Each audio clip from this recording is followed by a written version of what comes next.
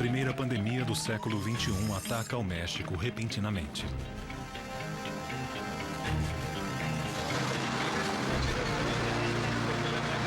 Não conhecemos sua letalidade. Todo mundo estava com medo. Qualquer pessoa que tivesse catarro ou febre aparecia e exigia atenção. Íamos comprar 22 anos de casaço. Não conhecemos sua velocidade de propagação de contágio. É um vírus com mais capacidade de mutação que o vírus da AIDS. A ciência é desafiada e precisa enfrentar a ameaça. É um monstro que não se vê, não se sente, mas te destrói. AH1N1, a gripe letal.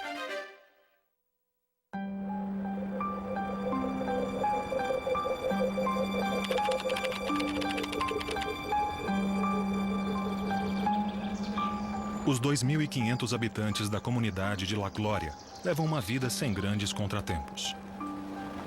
Mas um estranho acontecimento logo a transformará no foco da atenção mundial. Eu me lembro bem que no começo de março, muita gente começou a pegar gripe, e eu achei que não era normal atingir tanta gente assim. Um depois do outro, os habitantes de La Glória começam a apresentar os sintomas da influenza.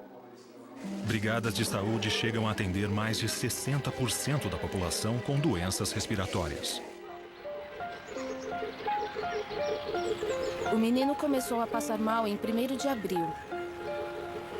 Ele estava espirrando, também tinha uma tosse muito forte, dor nos ossos e uma febre constante. E os olhos muito vermelhos, e isso não era normal. No estado de Washington, nos Estados Unidos, este incidente não passa despercebido para a Veratect, uma empresa de biomonitoramento mundial. A Veratect é uma empresa que se dedica à detecção precoce dos indicadores, rastreando muitas áreas diferentes. No México, por exemplo, a primeira região detectada foi Veracruz. Depois nós vimos que o vírus se expandia pelo México. Nos 10 dias seguintes, vimos que se expandia por Puebla e Oaxaca. Foi em Oaxaca que o nível de alerta começou a subir e que a nossa preocupação aumentou. Adela Maria Gutierrez, uma mulher de 39 anos, é internada às pressas no Hospital Geral Dr. Aurélio Valdivieso. Fiquei preocupado. Ela tinha mudado de cor. Ela estava muito pálida. E suas unhas ficaram escuras, quase pretas. José Luiz Ramírez, marido de Adela, não entende por que uma simples gripe evoluiu para um quadro tão crítico. Quando me aproximava, sentia que ela tinha falta de ar. Eu pensava, o que ela tem? Eu pressentia alguma coisa errada. A paciente deu entrada em péssimas condições gerais. Por isso teve que ser entubada quando chegou ao pronto-socorro. Estava com uma pneumonia muito grave com hipoxemia severa. Ela tomou todos os antibióticos necessários. Fizeram tudo para que ela se curasse, para que tivesse alguma reação. Mas não houve reação nenhuma. Por esta razão, solicitamos um estudo para detectar vírus e bactérias respiratórias. No domingo, 12 de abril, recebi uma mensagem de texto do nosso laboratório que relatava a positividade de um coronavírus. Este temível vírus está associado à mortal SARS, uma síndrome respiratória aguda com alto índice de contágio. Segundo a Organização Mundial da Saúde, de cada 100 infectados, 15 morrem. Coincidentemente, entre o pessoal da saúde, começaram a surgir quadros infecciosos respiratórios agudos, e isso gerou muita preocupação entre as pessoas.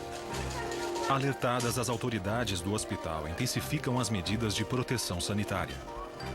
Foi quando o doutor me disse: sua esposa precisa ser isolada. Eu percebi que era uma coisa bem forte, uma coisa que podia contagiar toda a família. Nunca mais vi minha mulher e nem pude me despedir dela. Os esforços da equipe médica para combater o vírus são inúteis. Após 5 dias de luta, Adela não resiste à batalha contra a doença. E no dia 13 de abril, morre às 4 da tarde. Eu me senti muito mal. Impotente. A impotência de não poder fazer nada. Diante da potencial letalidade do vírus detectado, os médicos reportam o caso de Adela Gutierrez ao Departamento de Epidemiologia Estatal.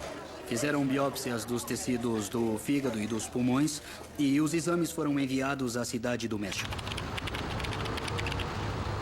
Na capital, Célia Alpucci, diretora-geral adjunta de Diagnóstico e Referência Epidemiológica, o INDRE, recebe as amostras do tecido pulmonar de Adela. Todos os exames que realizamos nessa amostra de Oaxaca, aqui no México, foram negativos.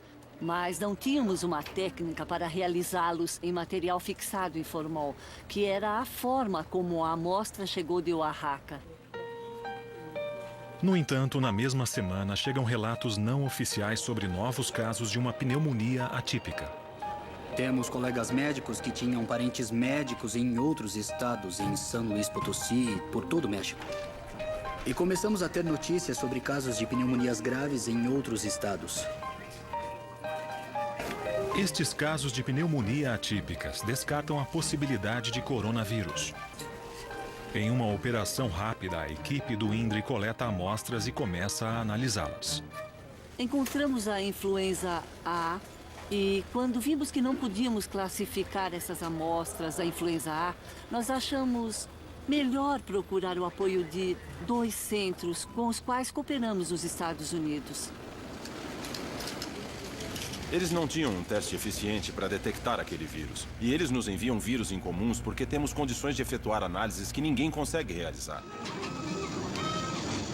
Graças à tecnologia de ponta do Centro de Controle de Doenças, os cientistas acabam descobrindo no fim de março a presença de um novo vírus da influenza, a partir de 2 casos em San Diego, na Califórnia, perto da fronteira mexicana.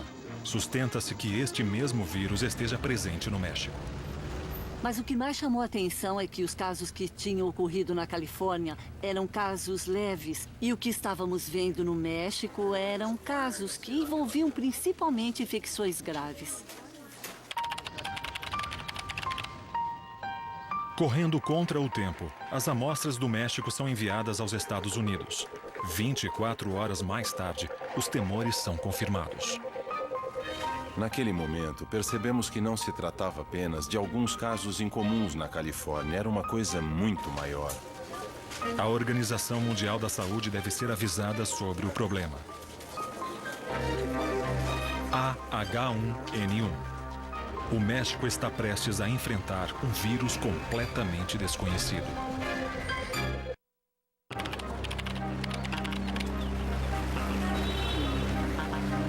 A estranha morte de Adela Maria Gutierrez coloca a comunidade científica em alerta. Depois de exaustivas análises, descobre-se um mortal e desconhecido vírus, o AH1N1. Isso nos surpreendeu totalmente. Não estávamos esperando. Era uma cepa de origem suína que não tinha sido identificada anteriormente em nenhum lugar do mundo. Com uma estrutura de elementos intercambiáveis, o chamado H1N1 tem a capacidade de roubar material genético de outras espécies para gerar mutações e aprimorar-se. É assim que a influenza age. Inclusive, os vírus suínos se alojam em humanos ao mesmo tempo que nos porcos. Podem pegar caminhos diferentes, mas agora se reencontraram. Armado com cepas suínas, o H1N1 começa a expandir-se pelo México. Possíveis casos de contágio e morte são relatados na cidade do México, assim como em outras cidades do país. Não sabíamos a magnitude da epidemia que estávamos enfrentando, mas podíamos prever que era muito importante que o México aumentasse a capacidade de diagnóstico. O Instituto Nacional de Referência Epidemiológica comunica imediatamente os resultados ao secretário de Saúde, José Ángel Córdova. Diante de um vírus desconhecido com potencial pandêmico e, sobretudo, de origem animal, temos que agir com todos os elementos que havíamos preparado para o caso da gripe aviária. 14. Isso. Há 3 entubados. 3 entubados. Desde 2005, esse plano tem sido aplicado regularmente no México. Foram investidos mais de 70 milhões de dólares para comprar medicamentos, equipamentos, trajes, máscaras, óculos, hospitais ambulatoriais. Eu falei com o senhor presidente e solicitei que me recebesse o mais breve possível. E ele me atendeu prontamente. O presidente esteve sempre muito atento, muito envolvido. E tomou uma decisão. Temos que agir imediatamente. O Distrito Federal, onde fica a Cidade do México, é uma das cidades mais povoadas do mundo e um lugar propício para a rápida disseminação de um vírus como o H1N1. O chefe do governo, Marcelo Ebrard, tem em suas mãos uma decisão que afetará milhões de pessoas. Sabíamos que tínhamos que fazer de tudo em cerca de 2 semanas para controlar o contágio e reduzir o custo depois da recuperação da cidade. O metrô transporta diariamente 5 milhões de pessoas. Os ônibus, 500 mil. Transportes elétricos, outro 500 mil. Não podíamos causar pânico. Temos um vírus novo. Fechem tudo. Porque não perguntam sobre o dia do fechamento, e sim o da abertura. Quanto tempo vai demorar? Na tarde de 23 de abril, um gabinete de crise criado pelo presidente Felipe Calderón reúne as mais altas autoridades políticas e sanitárias do país. A corrida contra o relógio e contra um vírus de características potencialmente catastróficas havia começado. Pela minha cabeça passavam ideias e cenários muito trágicos. Eu via os hospitais repletos de doentes gravíssimos e uma grande quantidade de pacientes morrendo. Não existem soluções cômodas. Nada é simples. A maior parte das decisões que tomamos aqui tem um custo. Então sempre precisamos escolher o que proteger. E sempre pensamos que seria melhor estar à frente da epidemia para detê-la do que esperar para ver como se comportava, já que era a primeira experiência que tínhamos e talvez depois não pudéssemos controlá-la. Por isso, as decisões foram drásticas, foram contundentes, foram imediatas. Estamos ante la presencia de un nuevo virus de la influenza, lo cual constituye una epidemia respiratoria hasta ahora controlada. Las Secretarías de Salud y de Educación Pública han considerado conveniente la suspensión de clases. Asimismo, recomienda a la población evitar sitios concurridos, lavarse las manos frecuentemente con agua y jabón, no saludar de beso ni de mano, utilizar cubrebocas. O vírus H1N1 foi exposto publicamente. Diante dos olhos do mundo, o México se transformou no foco da nova epidemia. Fiebre, tos. Era más el dolor de cabeza con la temperatura. Podíamos ter ficado calados e tentado resolver o problema aqui dentro, até aparecerem outros países que dariam o alerta. Isso teria sido absolutamente irresponsável. E para o desconcerto dos médicos e autoridades, o novo vírus H1N1 é resistente a todos os tratamentos conhecidos. Foram testados 97 antivirais e só funcionou um. Então pensamos, se eles não funcionam, as decorrências seriam terríveis, ou seja, muitas pessoas vão morrer.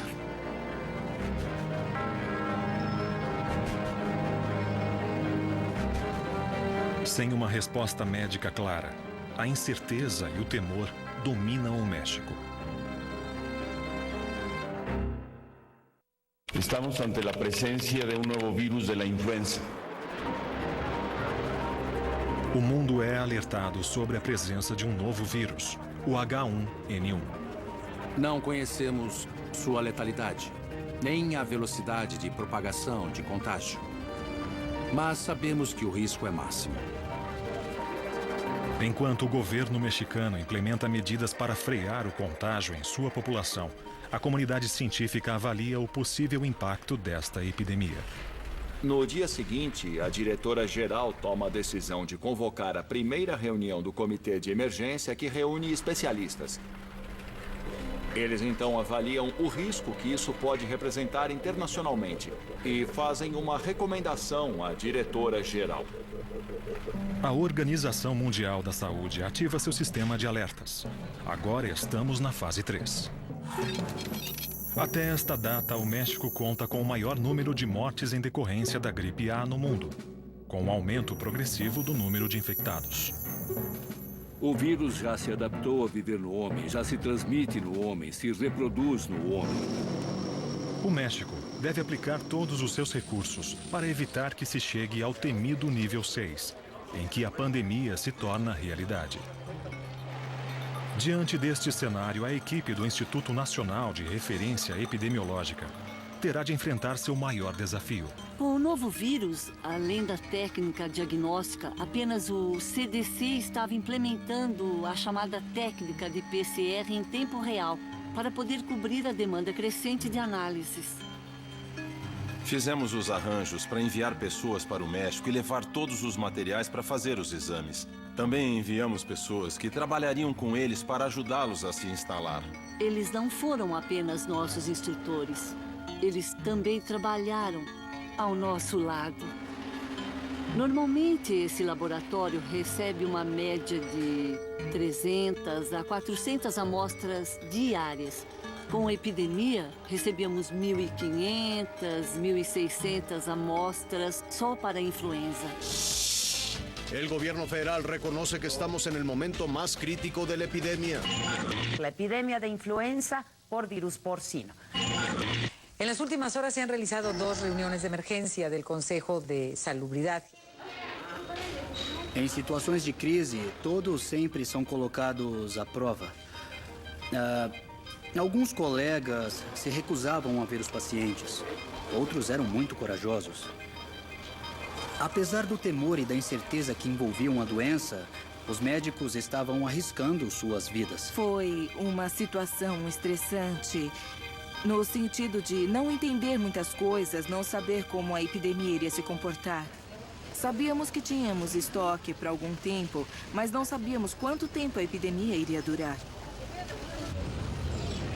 No Instituto de Doenças Respiratórias, INER, a pneumologista Alejandra Ramírez prepara-se para receber os primeiros infectados com o novo vírus. Bom, nesse momento começamos a pedir aos médicos que removessem todos os seus pacientes e esperassem os infectados chegarem, e eles chegaram mesmo.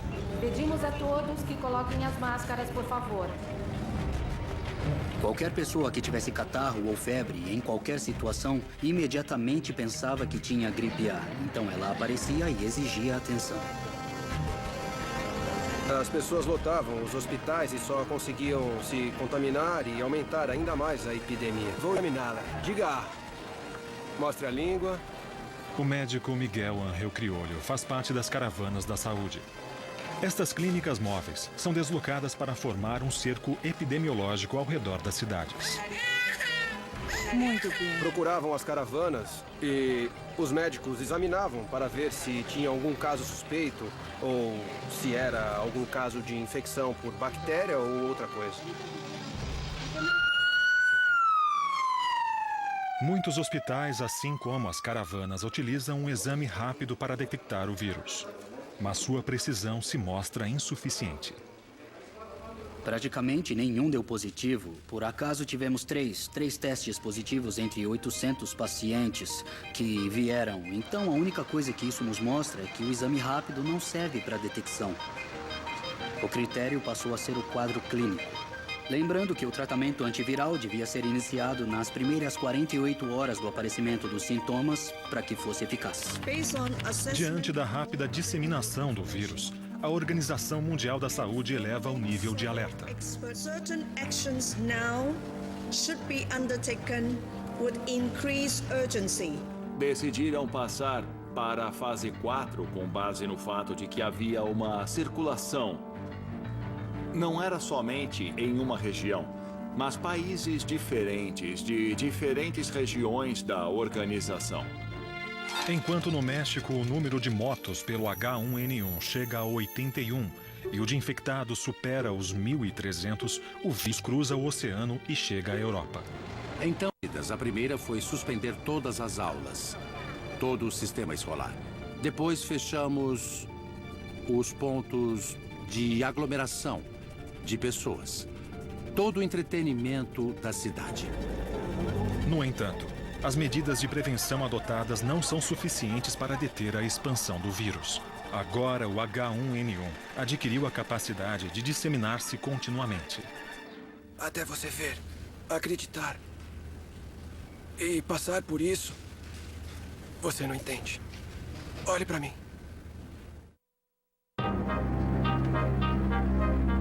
O H1N1 se dissemina com rapidez pelo território mexicano, semeando preocupações sobre suas terríveis consequências. José Luiz Ramírez, que perdeu sua esposa, Adela, no início da epidemia, sabe o que é enfrentar este vírus imprevisível. Nesse momento, não sabemos de que forma o vírus pode nos atacar. Ela se foi de repente, muito rápido. Tão rápido como uma morte instantânea, quase de um dia para o outro. Ela morreu em apenas 5 dias. Foi muito rápido. Está lá fora, bem na porta da sua casa. É um monstro que não se vê, não se sente, mas que te destrói. Com 24 anos, José Miguel Medina não dá atenção às advertências sanitárias. Quem gosta de ser internado? Ninguém gosta. Eu quis dar uma de forte. Não! Não me levem! Eu quero ir para o hospital. Quase sem poder respirar, José Miguel é internado no Instituto Nacional de Doenças Respiratórias. Quando pediram para eu pôr a máscara, não! Tirem isso! Não! Vitaminas, soro, vacinas para gripe. Eu não tenho nada. O caso de José Miguel é destinado à doutora Alejandra Ramírez. Oi, José Miguel, como está hoje? Eu estava analisando a tomografia que você fez ontem. Creio que foi um dos quadros mais graves, porque houve uma complicação no pâncreas. Apesar disso, só na terapia intensiva conseguimos colocar uma sonda para reexpandir seu pulmão. Lembro que me colocaram em uma cama e injetaram alguma coisa. Eu não sei o que era.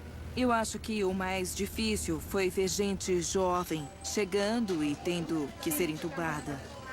O fato de saber que um paciente precisa ser entubado indica que há uma probabilidade muito alta, segundo o que estávamos vendo, de que fosse uma situação grave. 5 dias depois do anúncio da existência de um novo vírus, as medidas de precaução sanitária não parecem surtir efeito sobre a população mexicana. Quando nós descobrimos que a curva continuava a subir, mesmo depois da suspensão das aulas, tomamos a medida drástica seguinte, que foi fechar os restaurantes para que a sociedade entendesse a gravidade do problema. Então, suspender as aulas já é bem drástico, mas fechar os restaurantes significa que algo está acontecendo. Diante deste cenário preocupante, a autoridade máxima do país pede a colaboração de todos os cidadãos. Porque não há lugar mais seguro para evitar contagiar-se del vírus da influenza porcina que tu própria casa.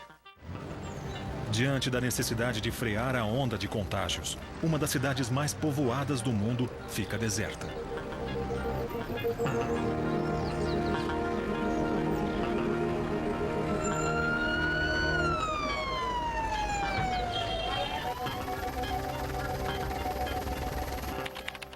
Friends of the Media.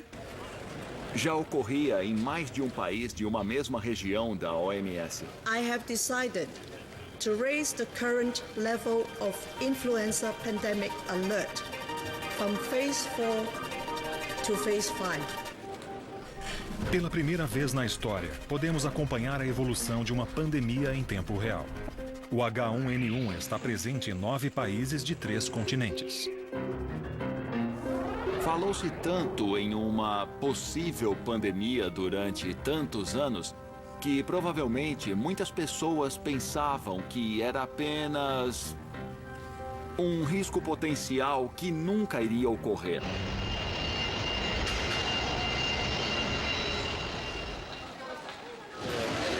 Boa viagem, senhor. Obrigado. Até logo.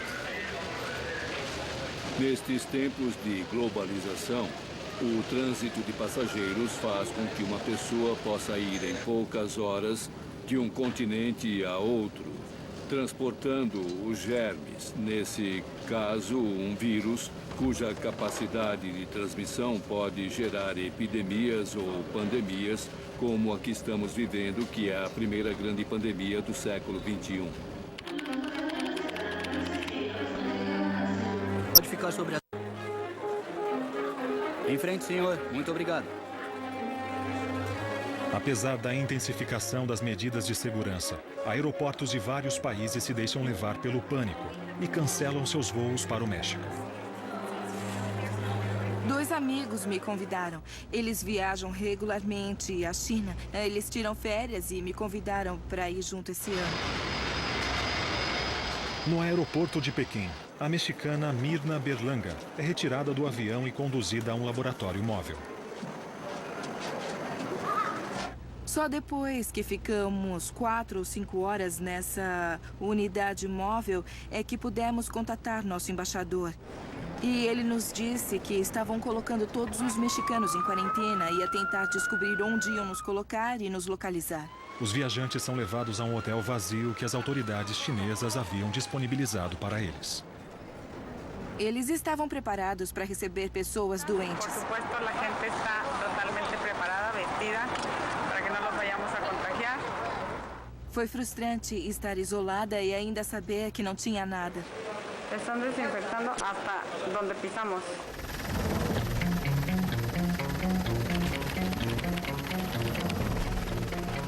O H1N1 estigmatizou a imagem do México. Durante quase uma semana, todos os pontos de encontro social permanecem fechados. Virou uma cidade fantasma, onde todo mundo ficava em casa. Não havia sociedade. Voltamos à família. Refugiados em seus lares, os mexicanos guardam uma única esperança: que as medidas tomadas consigam diminuir os índices de contágio.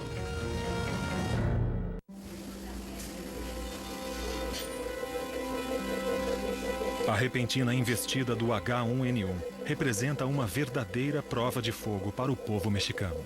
O resultado das severas restrições ainda é incerto. Não sabíamos como as pessoas iam reagir, já que havia 9 milhões de pessoas trancadas dentro de casa. Isso era incrível. Na China, os 5 dias da hostil quarentena imposta aos mexicanos está quase no fim. No 4º dia, eles nos avisaram, as pessoas da embaixada, que o México estava negociando um acordo para que o governo chinês nos permitisse voltar em um voo fretado. Nuestras ambulancias de transporte para el avión ya están listas. México, allá vamos.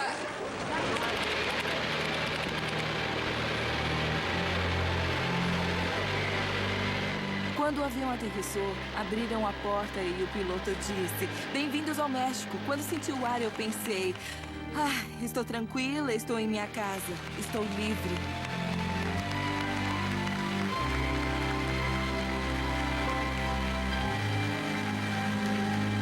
No dia seguinte, as severas medidas de prevenção do Distrito Federal começam a dar seus primeiros resultados.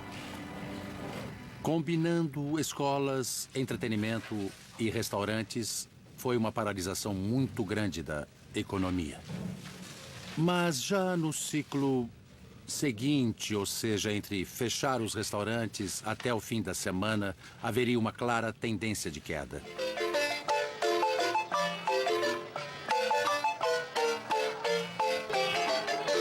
O comprometimento do povo mexicano consegue deter o alto índice de contágios.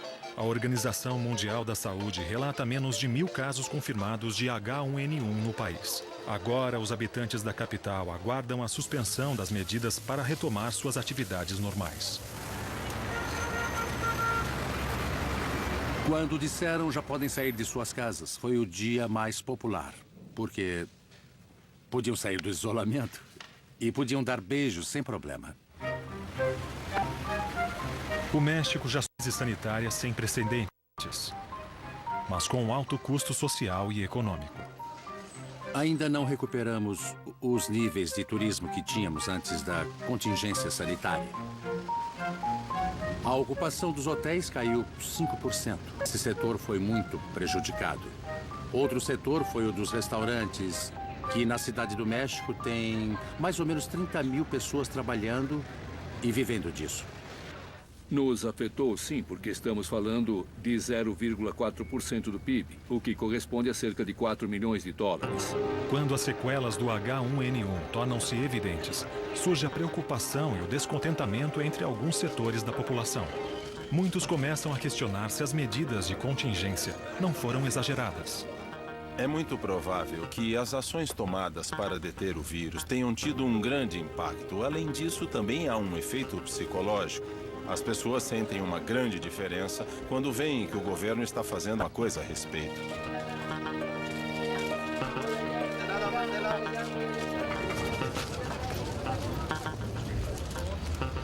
Em vez de haver um número de infectados, como sabemos até agora, de 10 mil pessoas, teríamos tido mais de 100 mil. Seriam mais de 8 mil mortos. E teríamos tido uma sobrecarga no sistema médico de mais de 4 milhões e meio de consultas. No entanto, a disseminação da gripe A pelo mundo é inevitável.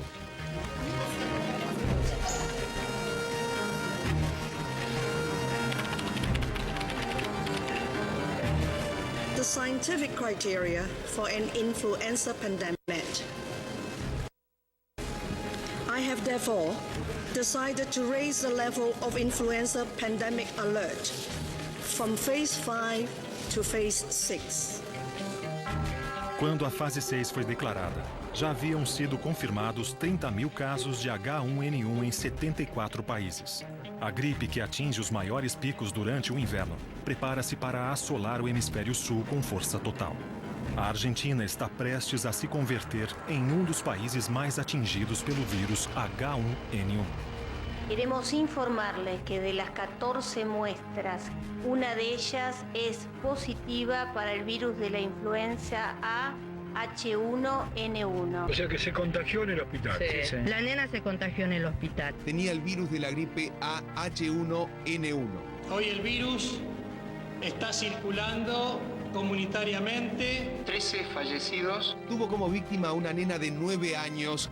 Vigilancia epidemiológica en Argentina no funciona. Hay una desconexión total entre las provincias, los municipios.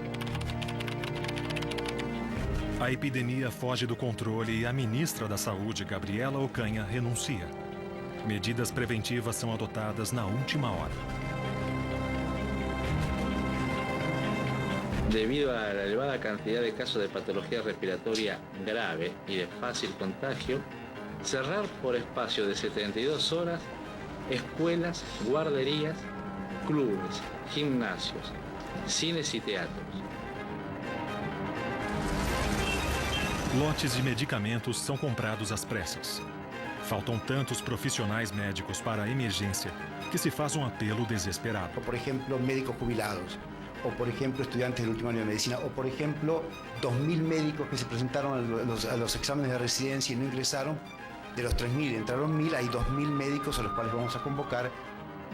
O alto índice de contágio alcançado em junho demora semanas para diminuir. Em 21 de agosto, com a epidemia sob controle, registram-se 439 mortes, 7 mil casos confirmados e cerca de 100 mil infectados. Mas no povoado onde tudo parece ter começado, mostra em sua real dimensão.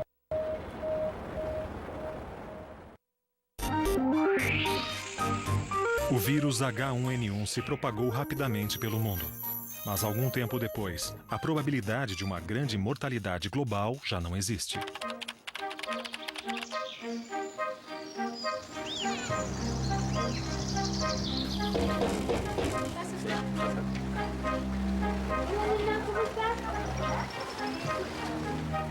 A senhora se lembra de que aqui em La Glória houve um surto de gripe entre março e abril? Isso. Malaquias Lopes, pesquisador da Universidade Nacional Autônoma do México, chegou a La Glória seguindo o rastro do vírus. Recebeu algum medicamento?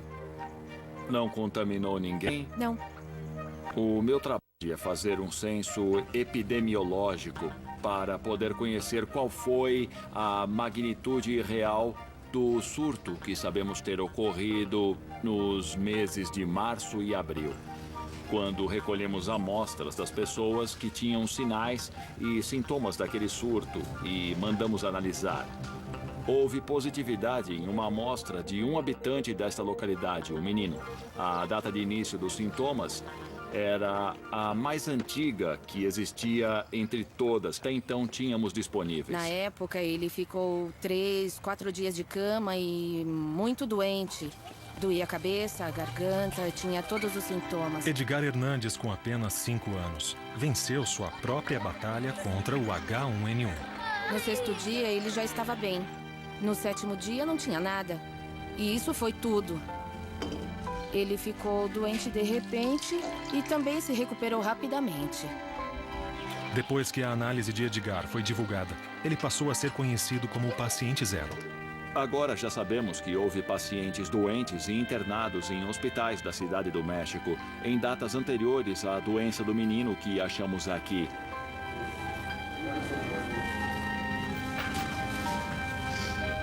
Sabemos que a doença passou, que se curou e não sofreu maiores consequências. E isso nos diz que nem todos que ficam doentes morrem. Vou colocar um pouco, isso já é o suficiente. Apesar de ter um índice de mortalidade inferior a 1%, o vírus H1N1 não deixa de fomentar a preocupação mundial. Para compartilhar as experiências desta epidemia, o México abre suas portas a especialistas em saúde pública de todo o mundo, em uma reunião em Cancún. Bom, é uma reunião histórica. Primeiro, porque é a primeira pandemia do século XXI. Segundo, porque a diretora-geral da Organização Mundial da Saúde virá, assim como representantes de mais de 40 países, a maioria ministros. Nenhuma organização, nenhuma sociedade, nenhum governo pode ganhar solo esta batalha. Se trata de uma causa que nos convoca e que nos comprometemos. Apesar de a periculosidade da pandemia do H1N1 ser considerada moderada, o vírus está longe de ter sido derrotado.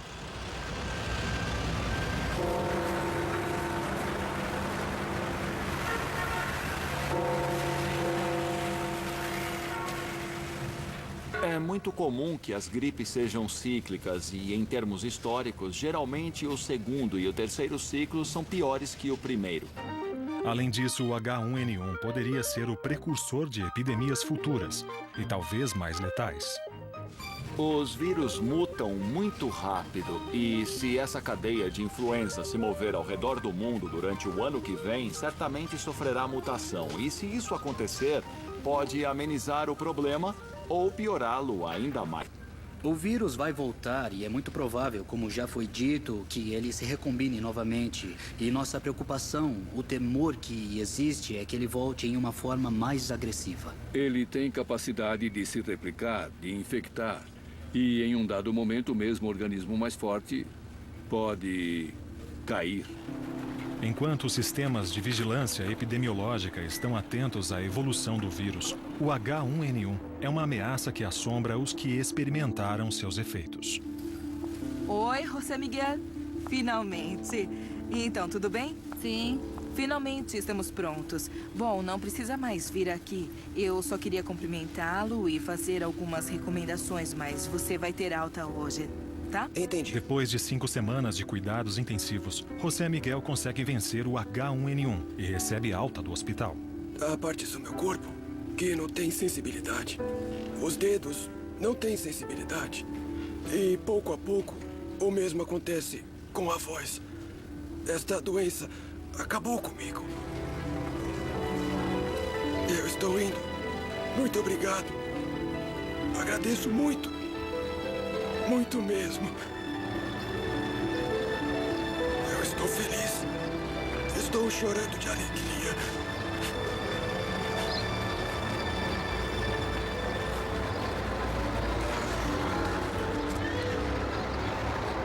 Olha quem chegou. Que bom que voltou. Ele está vivo. E pra gente, isso é um milagre, já que ganhamos enquanto muita gente perdeu. Muita gente perdeu tudo.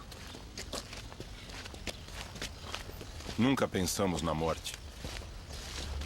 Pensamos em outro mundo. Achamos que o nosso amor nunca vai morrer.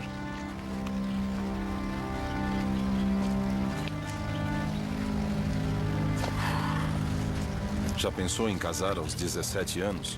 Éramos muito jovens. Eu sempre gostei muito dela. Um bom exemplo de vida e um bom legado para os filhos. Ela sempre esteve do meu lado e me ajudou muito para criar a nossa família. E acabou morrendo no auge da vida.